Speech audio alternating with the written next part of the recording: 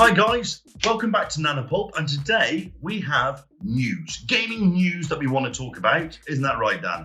Yes, lots of news. Very happy. Why, people, you ask?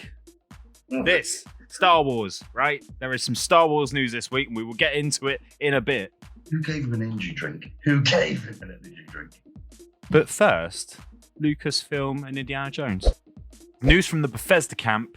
There is a Indiana Jones game on the way, Kit. Yes, and you are very excited for it, I know. Am I so, ever? Things we do know so far, not a lot to be honest, but it will be an original story, and it is going to be executive produced by Todd Howard.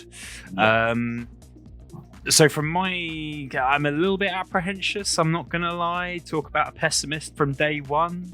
We already have Uncharted in that space.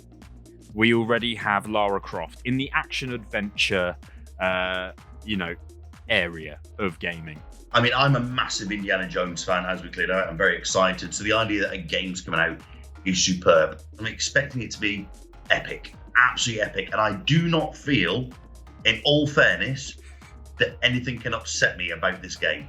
I think it's going to go perfect. Let me interrupt you right there. Bethesda have just been bought by Xbox and you play PlayStation. Is this going to be an Xbox exclusive, I ask myself at this early stage? So keeping on the theme of Lucasfilm games, we're going to switch from Bethesda over to Ubisoft now, Kit. And we're going to talk about the announcement of a Star Wars open world, story-driven game.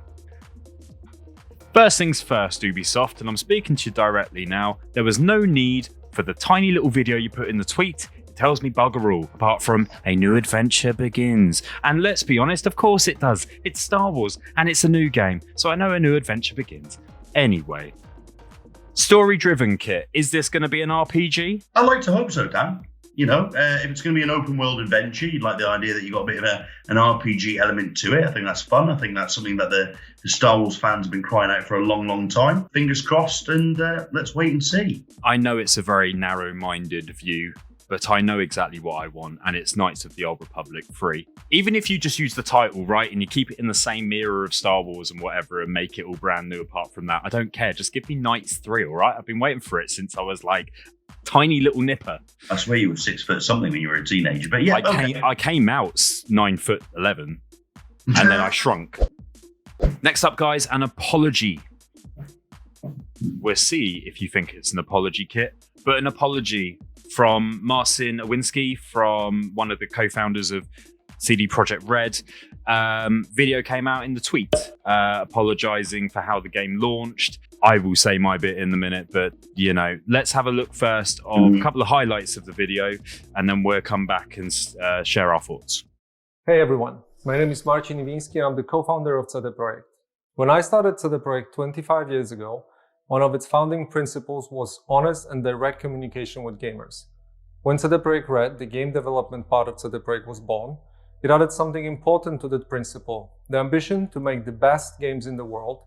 It became our mission and something that guided us up until now.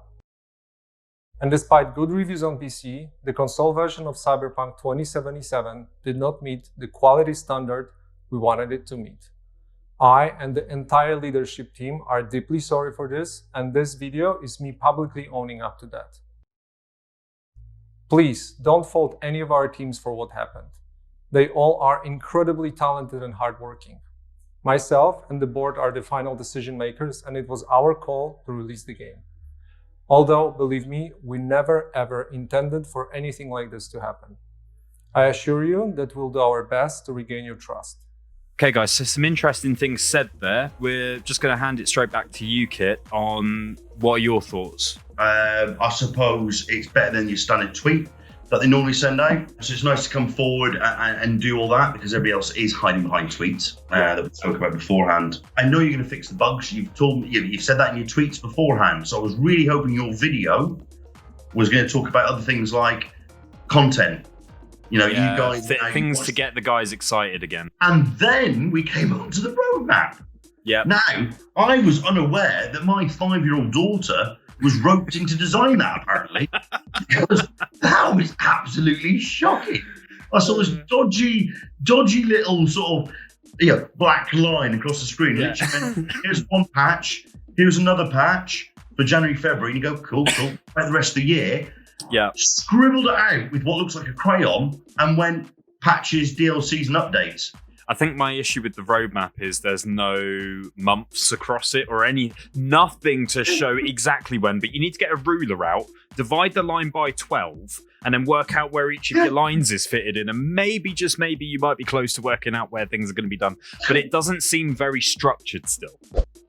Guys, the last thing we want to talk about today is game delays, 2 in particular. But before that, you may have noticed that Kit has no face cam anymore. He's had some technical difficulties, so we're just going to replace that with a little image that you can see on screen now, and we're going to finish the video anyway.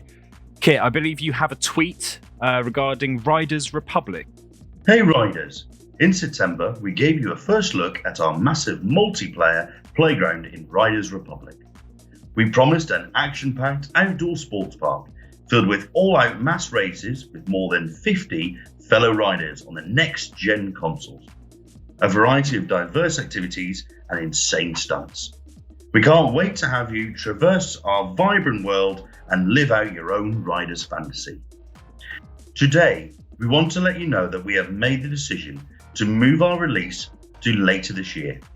This additional time will allow our passionate team to deliver the best fun-fueled experience to our players. Thank you so much for your support and understanding. Stay safe and get ready to join the madness of Riders Republic soon. And believe you have news of another delay as well. I do, Dan, I do. This time it's from Hogwarts Legacy. We would like to thank fans from around the world on the tremendous reaction to the announcement of Hogwarts Legacy from our Portkey Games label. Creating the best possible experience for all of the Wizarding World and gaming fans is paramount to us, so we are giving the game the time it needs.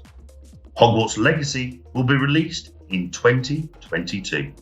Kit, is this a coincidence, or are we seeing something behind the scenes here? I think it's related with Cyberpunk. I may be wrong, of course I may be wrong, but you look at the backlash you've got, people saying you released a game that's not right, it's not ready, it's buggy, it's glitchy, and that's upset a lot of fans. There's been a lot of media attention about it. Both these games are not wanting to have that similar reaction. So they've obviously gone away, thought about it, seen what's been unfolding, and kind of gone, do you know what? Let's wait, let's get it right, and let's release a game in a far better condition than it should be. So guys, thank you very much for watching. If you did like any part of this video, please consider liking the video and subscribing to the channel. There'll be plenty more like this in the future. But until next time, stay safe, and we'll see you all very soon.